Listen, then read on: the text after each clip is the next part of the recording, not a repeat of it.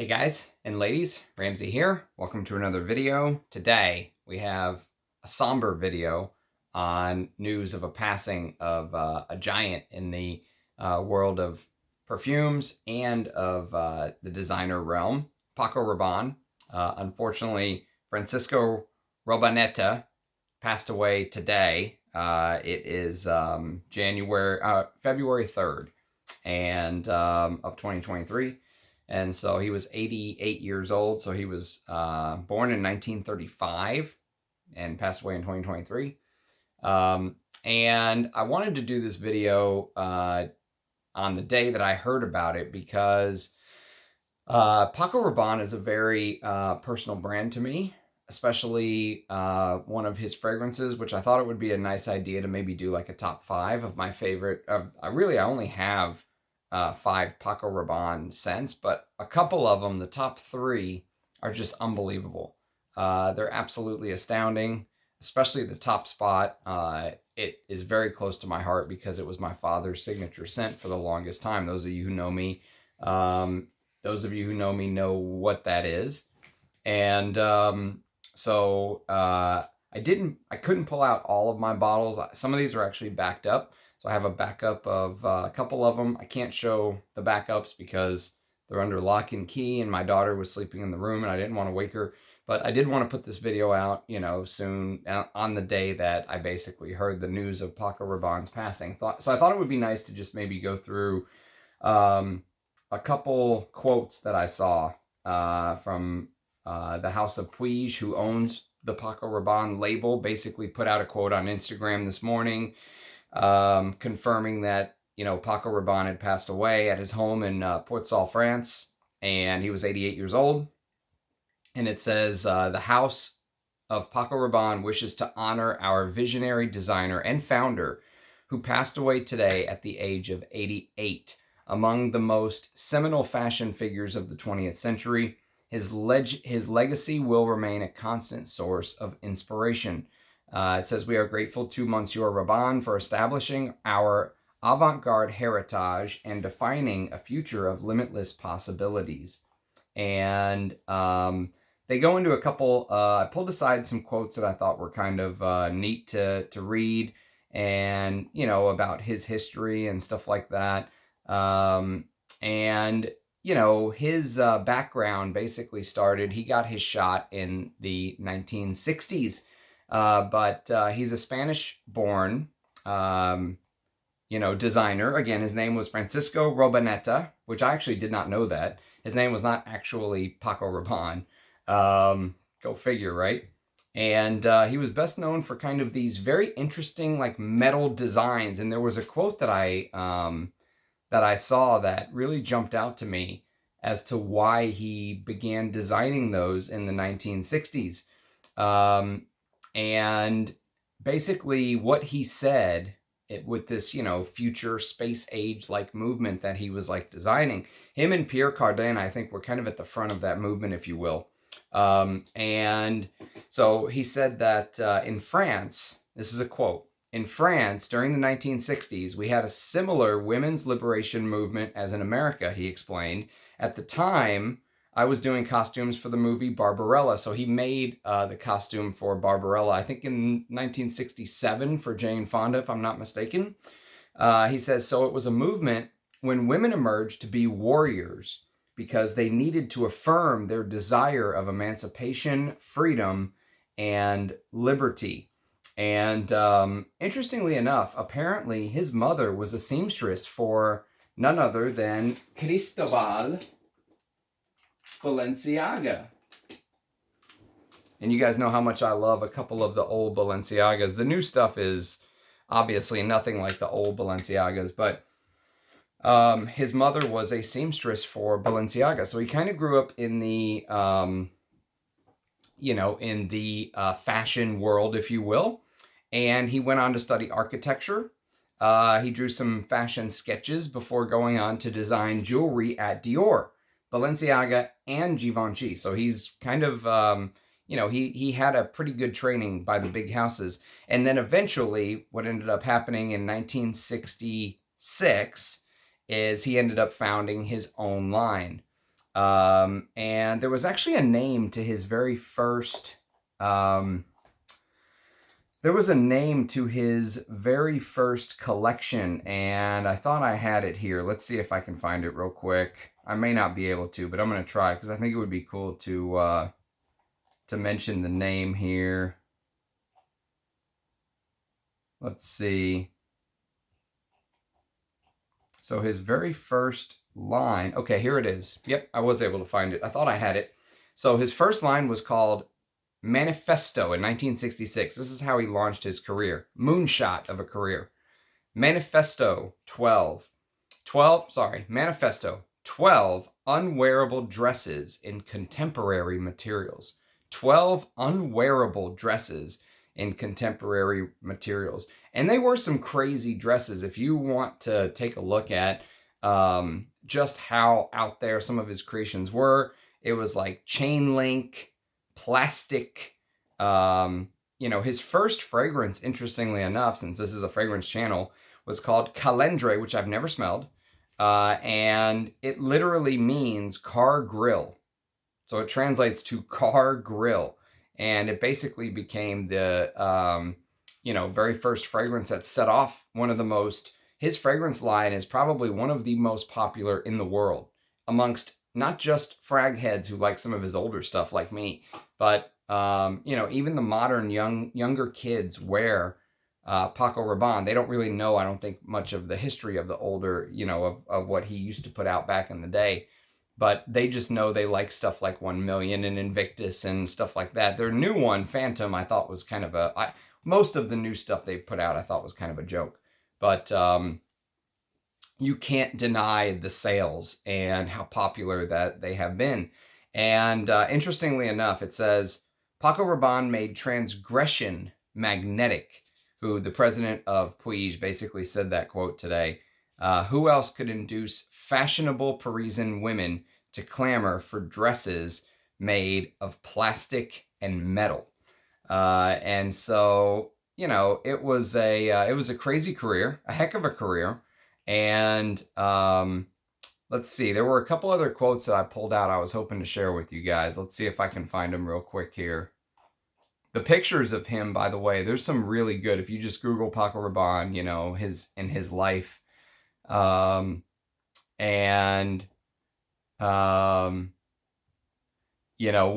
here's a couple other quotes I was able to find. So it says his debut couture in 1966, complete with hair by Vidal Sassoon, shocked the French fashion world. They were shivering in terror, Mr. Rabanne told The Times.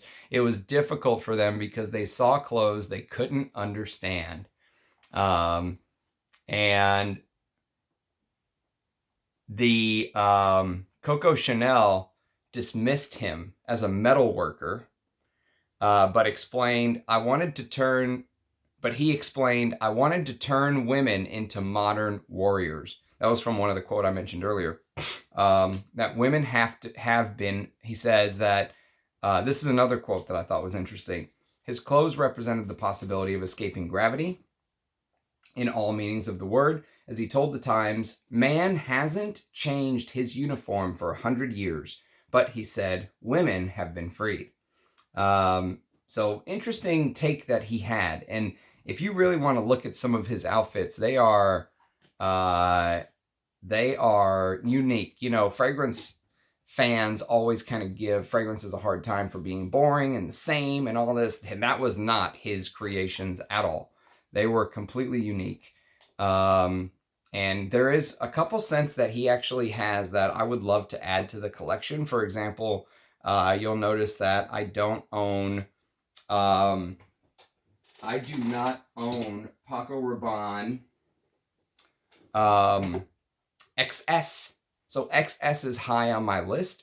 The reason I don't own it is it actually smells very close to a Creed, which I do own.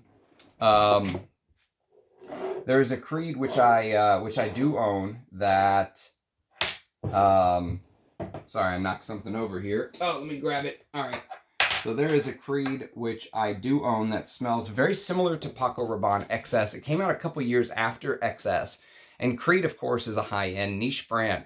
So the fact that they used XS as a springboard to launch their own fragrance. Just goes to show how influential it was. But it's called Creed Himalaya.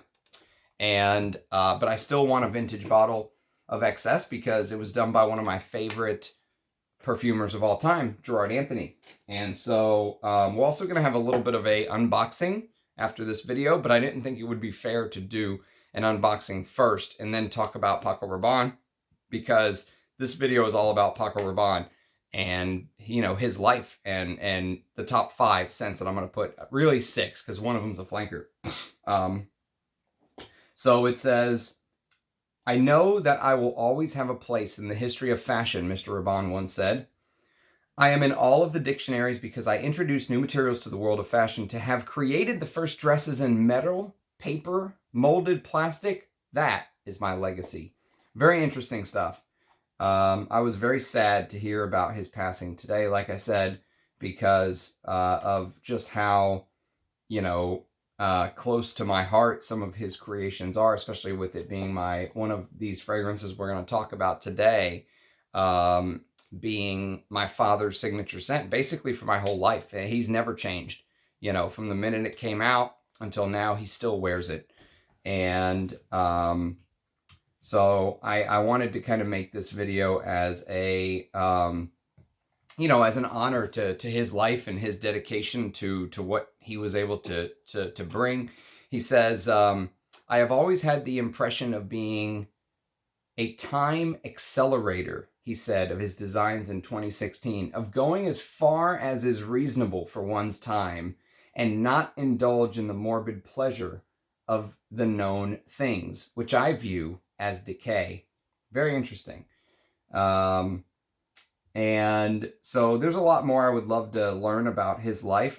I can tell you, I mean, you know, visionary, inspiration, the outpouring of, you know, thanks for what he was able to do for the fashion world, iconic, icon, you know, whatever you want to call it. You know, it's really telling to see just the response that that the internet and people wishing or not really wishing, but putting their stories out about him. And you know, I think in the 90s, in the late 90s, once he kind of stepped down from the spotlight, the head guy at Paco Rabanne, he kind of became a little bit of a, I don't want to say recluse, but he kind of just stepped out of the spotlight, and he just lived the rest of his life that way, basically.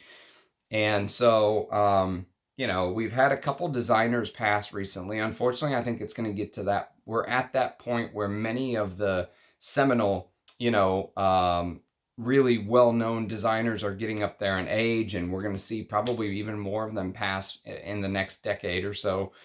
But very sad to hear about Paco Rabanne dying, and I just wanted to do this video as like as a thank you, and, you know, just to show how much it's kind of touched my life and my fragrance career. So let's talk about the 5 fragrances, really 6, but one of them's a flanker. Actually, 2 of them are flankers, so maybe we will call this a top 6 or a top 5 plus 1, whatever you want to call it.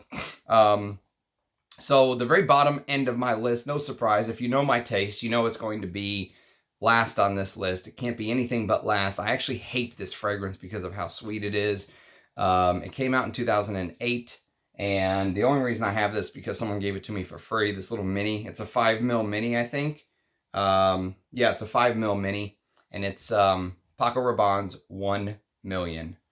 This is last on my list. Number 6 spot, if you will. Because it is way too sweet for me. I don't like sweet fragrances. My fragrance of the day today is anything but sweet. And so this is sweet, a little bit spicy. It has this extreme throw. I mean, it's very loud. It's known as a clubbing fragrance. It's got this amber ketal base that smells extremely synthetic, but it really does project. And, you know, it's got this extreme sweetness to it.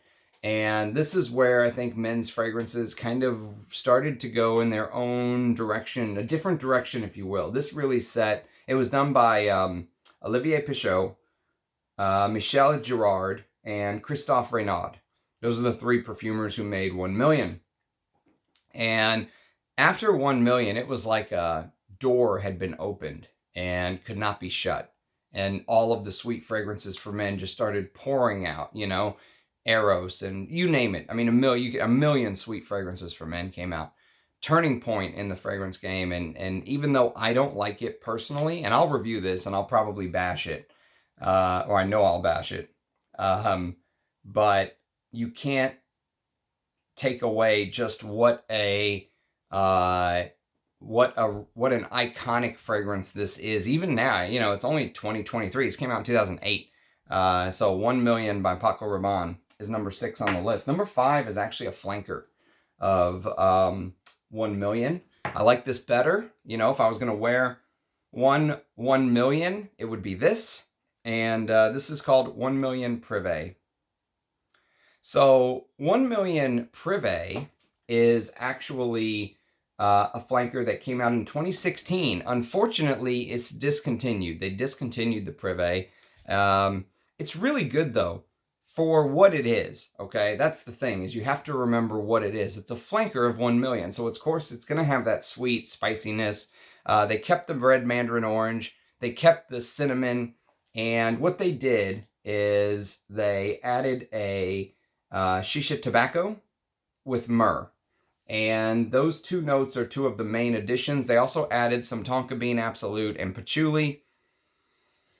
And so it's almost like the way that I view 1 Million Privé is it's like in 2008, the young kid who was in college was wearing 1 Million to the clubs. It's now 2016. That young kid is, in his late 20s or early 30s, mid 30s. He's all grown up now. Maybe he has a family, but he still kind of enjoys 1 Million because it reminds him a little bit of his childhood, but he doesn't want to be wearing 1 Million to work. Bam, 1 Million Privé. The grown-up version of 1 Million. It's still 1 Million is the thing. However, when you mix sweet notes with tobacco, and I am guilty of this as anyone else, but like, for example, you take something like Parfum de Marly Herod or something like that. I'm a fan of sweet tobacco. I like fragrances like Thierry Mugler's Pure Havane, which is also discontinued. Also a designer who we lost way too soon recently. He just passed away last year. And, you take something like Thierry Mugler's Pure Havane, or you take Herod or something like that. I like those sweet tobacco fragrances. That's the one time the sweetness that can really come through, that I don't really mind it. Sometimes sweet leather, but normally sweet tobacco is an easier sell for me. And this is, if you're going to twist my arm and say, Ramsey, you're wearing a 1 Million, this is what I would wear. 1 Million Privé. Unfortunately, it's discontinued and hard to find, but prices are also increasing, but it's good. Number 3 on the countdown list is actually a sport fragrance. And it's a fragrance that came out in 1986, if I'm not mistaken. Yes, 1986.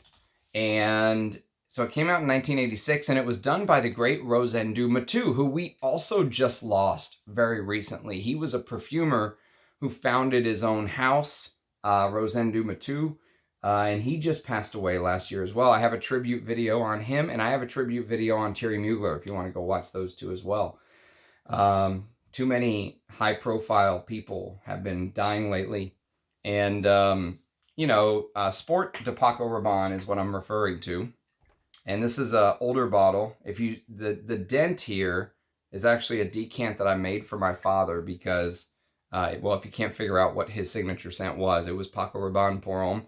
But Sport de Paco Rabanne came out in 1986. It was originally called Eau de Sport Paco Rabanne, and then it became Sport de Paco Rabanne.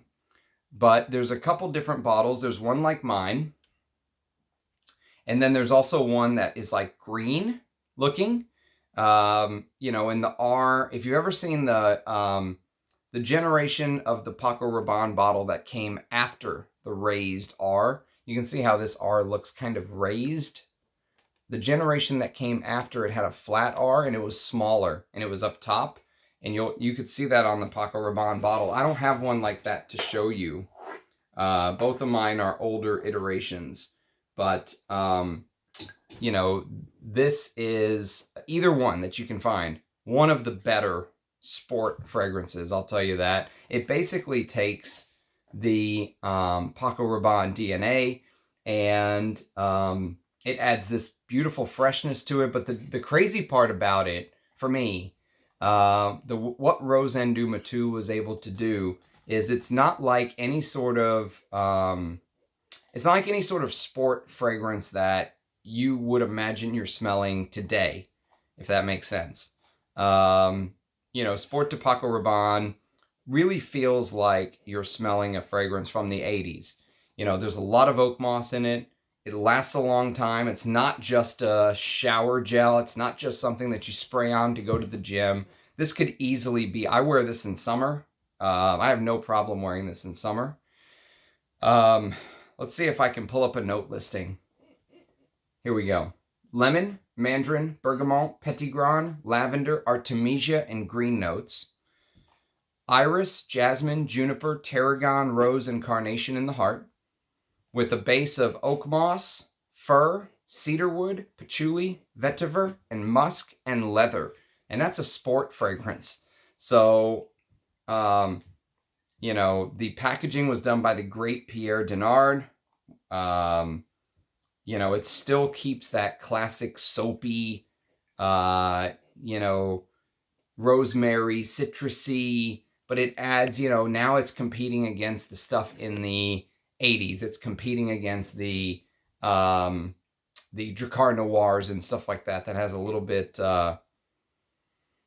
more of that dihydromercenol freshness, if you will. This is very good. I would actually prefer to wear this over many sport fragrances I've had. The only sport fragrance I think that, there's only two that would take the top spot for me over this. One is Boss Sport. That's a fantastic sport fragrance. That was also an 80s baby, and I think came out like a year or so before this, or right around the same time as this. The other, which came out a year, maybe right around the same time as this as well, was Chanel Antaeus Sport. Many people don't even realize Antaeus had a sport flanker. That's my favorite sport flanker of all time. But this is very, very good. And if you get a chance to try this, I would highly recommend it.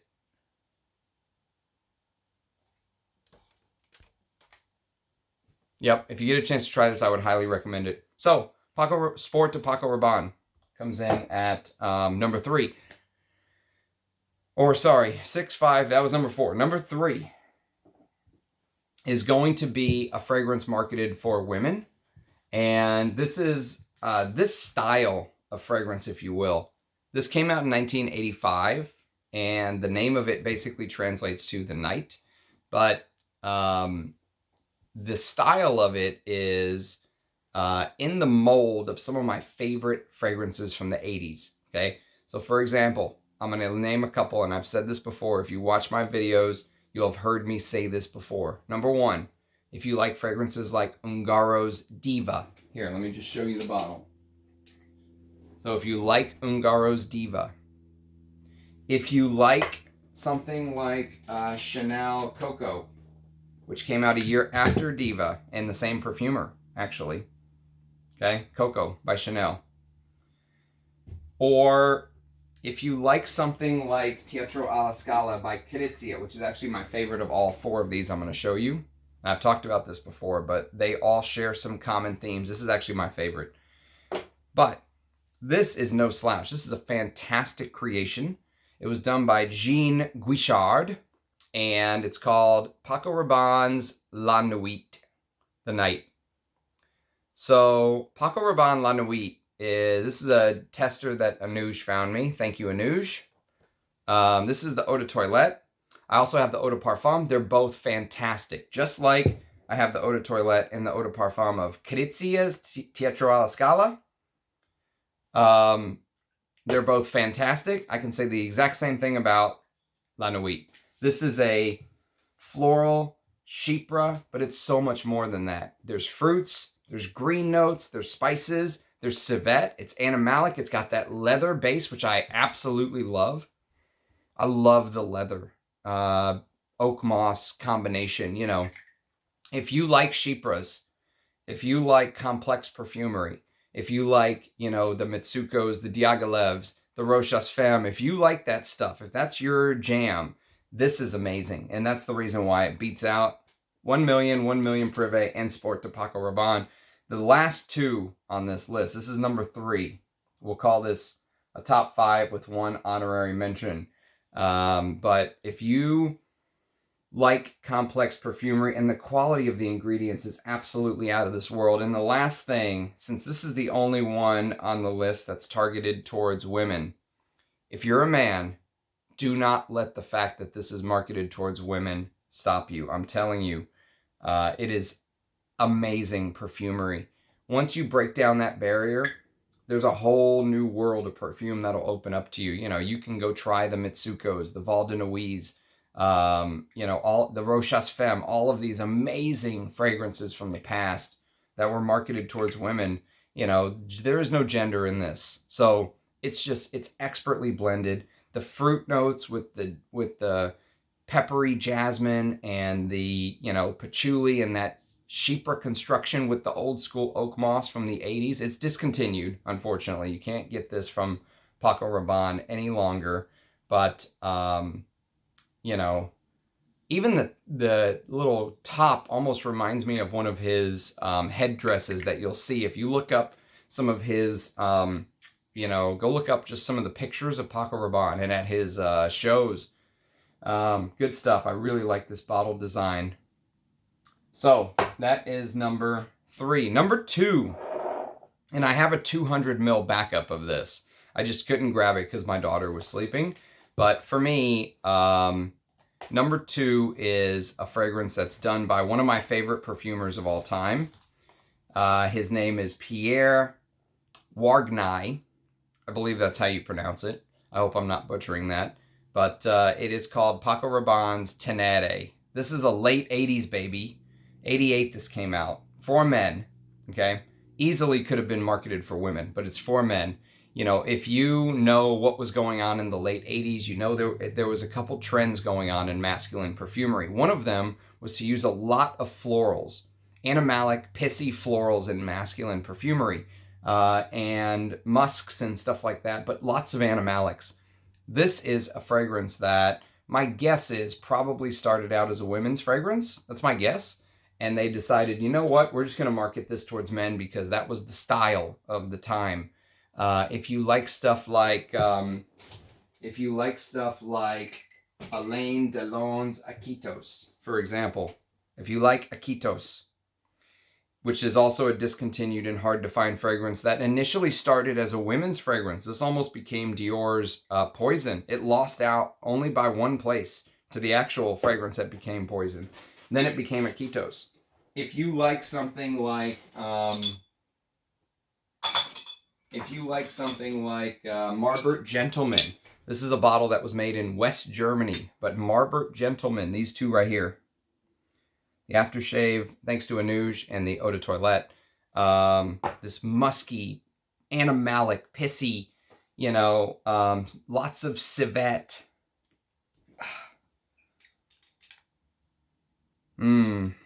Yes.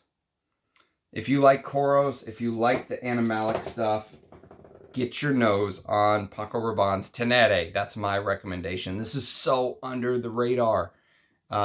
It deserves so much more spotlight. The honey, you know what the honey feels like? It feels like that riff of the way that Pierre Wargny used the honey in Hugo Boss No. 1, my favorite honey fragrance from the 80s.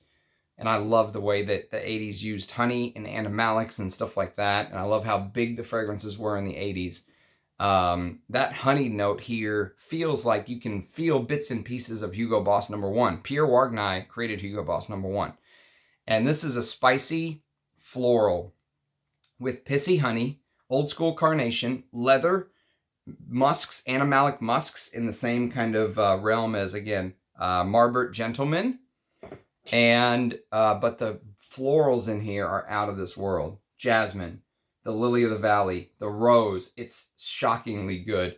And there is lavender, there's cassis, there's green notes, there's rosemary. The rosemary will give a little bit of a throwback to the fragrance that's number one. And if you know anything about Paco Rabanne's history, you know what number one's going to be. But don't let this go by if you're a vintage lover. This is absolutely worthy of your time. I have a 200 ml backup of that. I never want to be without it. And so finally, that leaves number one. And I have a third bottle of this in a box, stacked away. It's an older bottle as well with the raised R, and that's probably what I would tell you to get. But if you just go to Parfumo and type in Paco Rabanne Pour Homme from 1973, it's going to show the picture of the bottle that is closer to the bottle I was trying to explain to you that the newer version of the Sport de Paco Rabanne looks like. And this is a splash of Paco Rabanne Pour Homme. And this is a spray, and this is thanks to Armando for finding this for me. And I got this for like 30 bucks. What a steal. This is a 50 ml. This is what I'm wearing today from this bottle for the first time. And I mean, they're both just absolutely stunning. This one, I feel like, just from memory, that fruit conserve feeling comes out a little bit more. This one, it's more the herbal, rosemary, clary sage in the opening, and it just dries down to this unbelievable lavender, just barbershop fougere, It's just, there's a little bit of animalic pissy honey in the base, but it really does smell like a fruit conserve. It smells like, you're smelling a barbershop fruit conserve.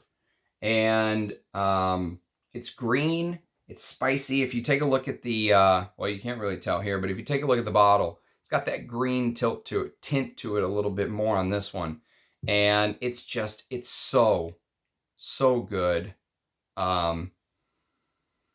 The rosewood in here, maybe this is where I really began my love of rosewood. I love rosewood. It's one of my favorite notes. It's one of the reasons I like Tom Ford Oud Wood. Not because of the oud, but because of the rosewood and the cardamom. And here it's about a barbershop scent. I've been wearing it today. I mean, the ambery oak moss in the base, the pissy honey that tends to come out in these older bottles. You won't get that pissy honey in the newer ones. Actually, the difference is the newer ones smell much more soapy. There's a soapy side to this as well, this clean soapy. So it's like a barbershop, outdoor. Someone mentioned, it was Rock City. I went and watched his review. He shows up on my live sometimes in comments, and I went and watched his review just out of curiosity of what he had to say about it. And he said, this is like being on a tractor, and on one side you're mowing grass. On the other side, you're mowing lavender and rosemary. And the rosemary here is one of the best rosemaries you'll ever smell in a fragrance. I do not like rosemary on food very much, but I love the way it's used in perfumery. And it's a very traditionally masculine note normally. The rosemary in the top of Tenere, to me, this came out, 15 years or whatever it is after Paco Rabanne Pour Homme. This is Pierre Wargnier giving an homage, a salute, a shout out to the OG with the rosemary note in the top. A little bit of that Paco Rabanne DNA for men. And it's, like I said, my dad has worn this my entire life. This is a very personal scent to me.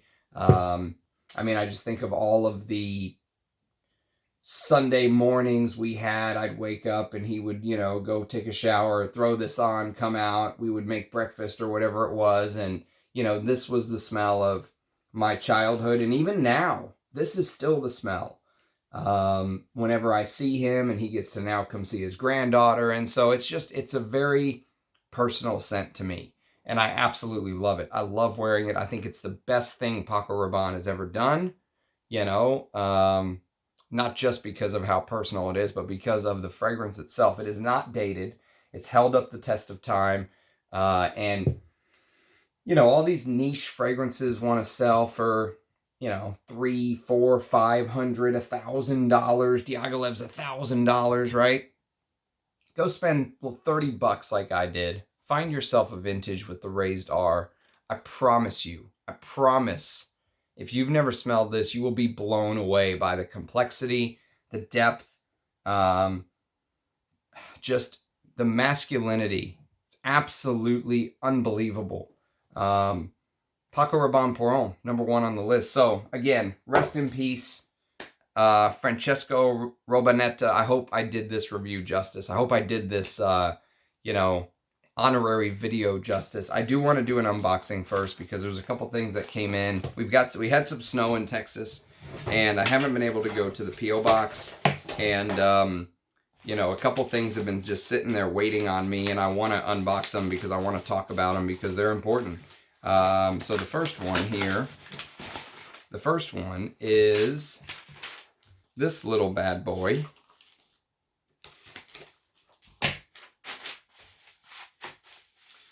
Okay.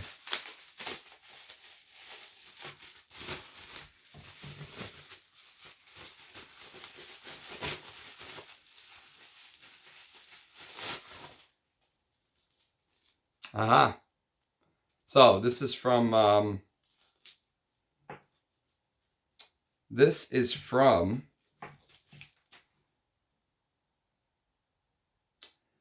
I'm gonna say a fragrance. I'm gonna say a fragrance godfather, but I honestly don't remember if he said it was okay if I said his name or not. So in the live stream, because there's going to be a live tonight, I'm going to try 4 new amouages I've never tried. I'm going on this kick where I'm trying new things all at once on a live stream. I think it's a great way to, get my nose on new things I've never smelled before and do it in a very effective way with time and stuff like that. And so yes, so on the live stream, I will give him a personal shout out. I don't remember if he wanted me to stay. I don't remember if he wanted to stay anonymous or not, but he sent me these little decants. Thank you to him. Thank you to my perfume god people. Thank you to anyone who's ever sent me anything. So this first one, I'm just gonna pull these out real quick. Give me just 1 second here to get situated. I got stuff everywhere. So this first one is going to be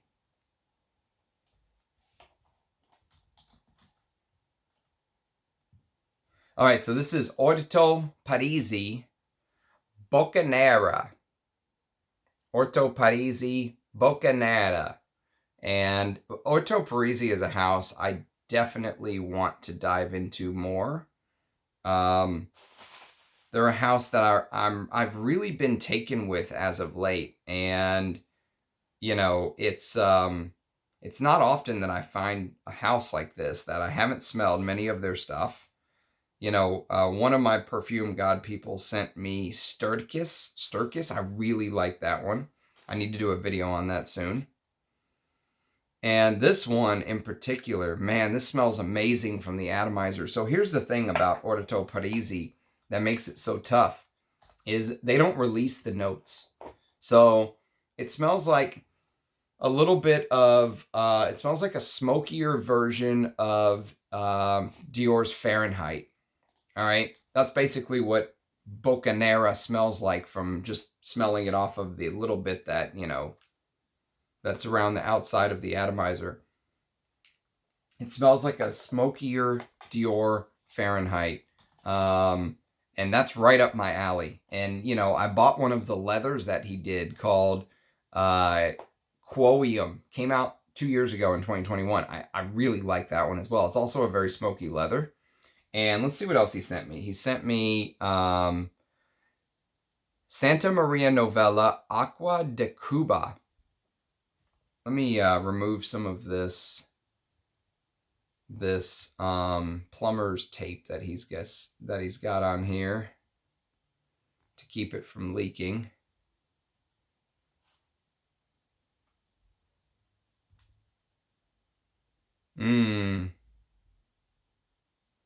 Wow, it smells like a beautiful tobacco. That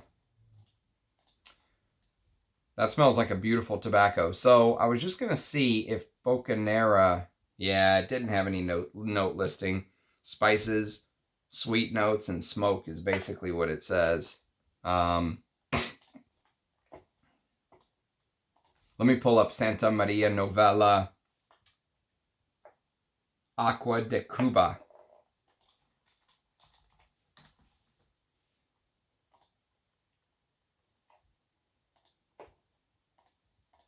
Okay, Aqua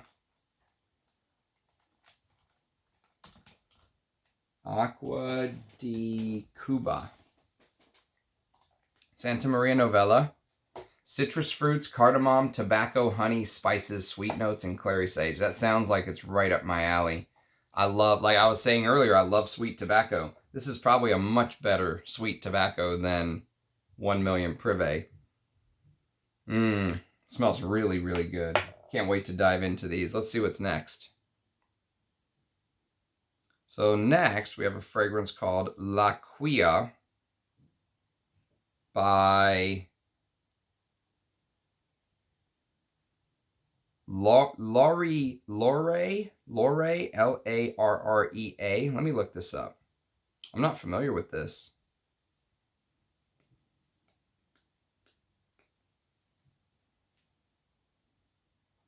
Let's see.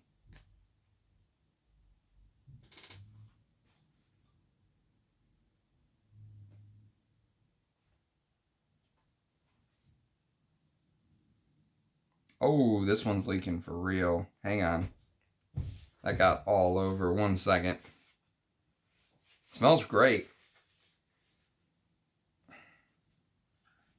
Let me salvage this.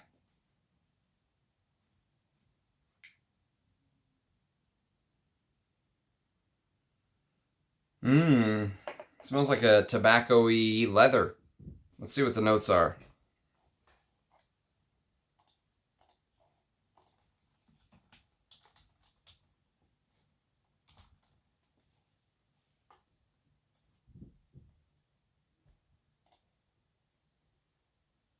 Leather, petrichor, everlasting flower, musk, and chaparral. Smoky, spicy. I'm not familiar with this. Interesting. I think I've heard of this brand, actually, now that I'm seeing the bottle. I think Thomas from Early Greek talked about one that was like an incense that they did. Let's see what this one is. Tabak by LVDP. I'm going to have to wash my hands after this. Tabak. Let's see. Tabak.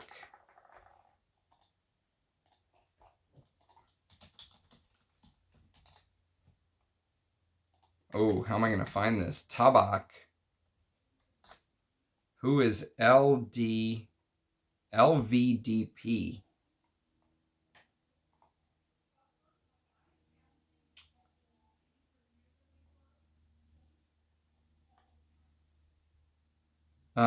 LVDP.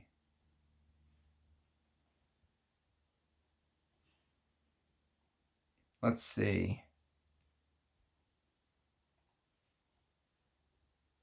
There's just so many tabaks.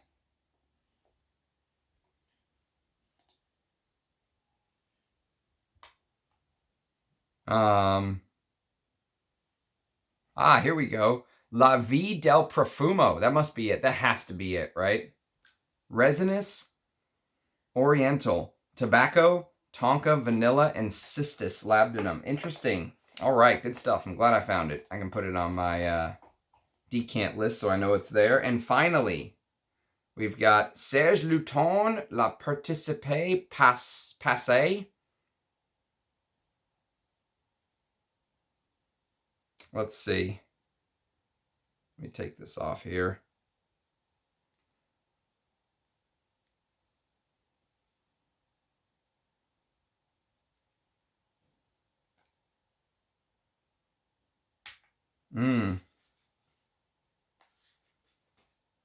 All right. That's good stuff. La Participe. Let me save this one too. Serge Lutons. La Participe Passé 2018. Spicy resinous balsams, resins, and fruity notes. All right, let me put these up here with my other decants to discuss.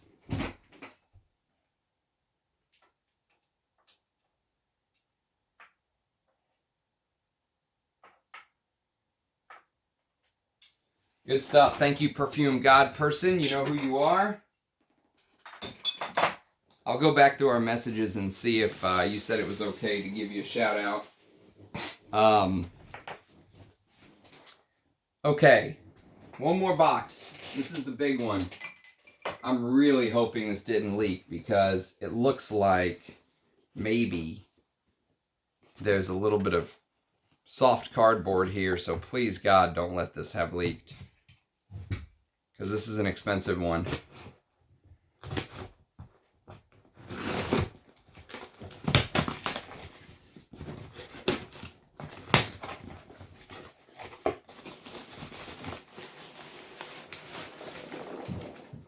Come on, baby. Be safe in there. Be safe in your home. This is courtesy of Mike B, by the way. You'll see him in the comments sometimes on the...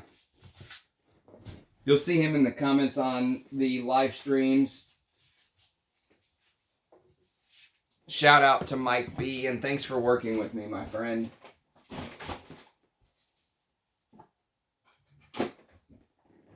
All right, let me cut this open.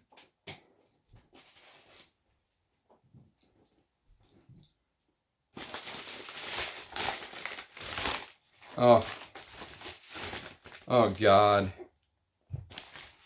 Just seeing it gives me chills. All right, this is Paco Rabanne Francisco. Oh baby, how I've wanted you for so long. Look at the short ingredient list. Alcohol, demineralized water, fragrance. That's how you do it, boys and girls. Important how to open the bottle. Okay, here we go. Here we go, here we go. Ah, she's safe. Oh, thank God. There she is. Look at this little beauty. Paco Rabanne Francisco. I'm gonna have to decant you because you are a splash.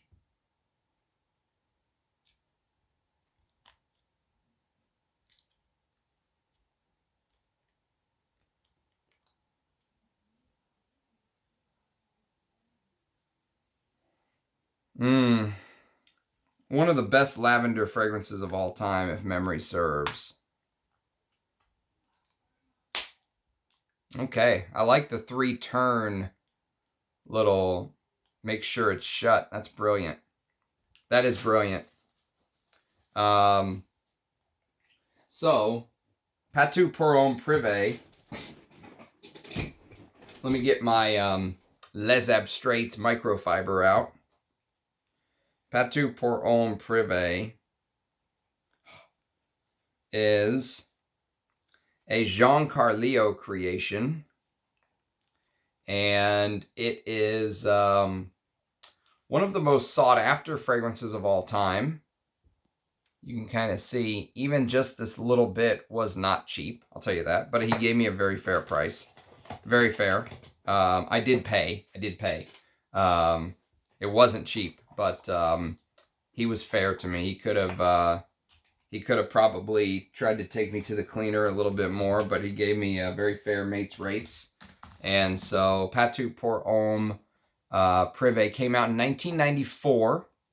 It's a floral fougere with bergamot, lavender, sandalwood, patchouli, hay, and vanilla. And I actually have a video on it because somebody sent me a not even a mil, maybe like a quarter of a mil, you know, just a tiny little bit, enough for me to dump it all on my skin and do a quick video on it.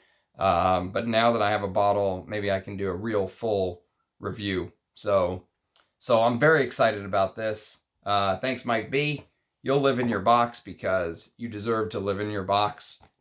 And you can live with your other fragrance friends down there. And so I appreciate everyone watching. Again, rest in peace to Paco Rabanne, to Francisco Robaneta. And do let me know your favorite Paco Rabannes. Try to tune in for the live stream tonight. It should be another good one. I'm very excited to try these new 4 more amouages, and then we're done with the women's amouage set. So thanks again for watching, everybody. Cheers, guys, and I'll see you later. Bye now.